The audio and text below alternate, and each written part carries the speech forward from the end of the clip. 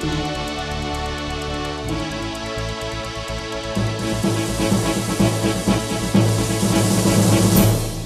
Kapolsek Kuta Alam Kota Banda Aceh AKP Denny Firmandi mengimbau kepada orang tua dan juga pihak sekolah untuk dapat memperketat pemakaian HP bagi anak didiknya.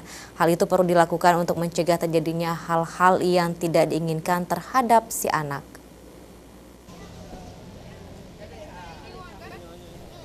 Kasus pencurian dan perampasan handphone yang dilakukan oleh orang-orang tidak bertanggung jawab dengan target korban anak di bawah umur kerap dimanfaatkan oleh pelaku dengan berbagai modus operandi.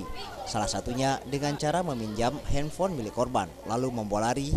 Bahkan ada juga yang langsung merampas saat korban sedang menggunakan gadget di lokasi yang sepi.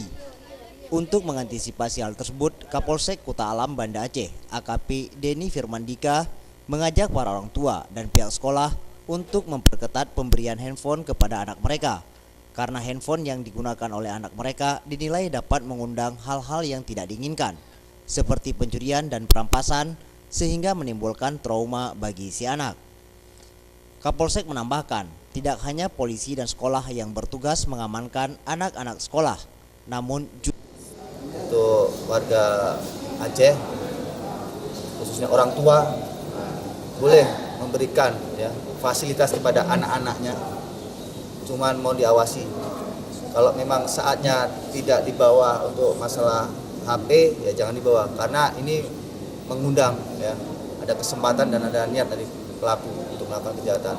Kalau saran saya, anak-anak sekolah kalau bisa lebih juga untuk dari guru, jangan memberikan waktu atau kesempatan untuk anak-anaknya untuk menggunakan handphone, lebih diperketat.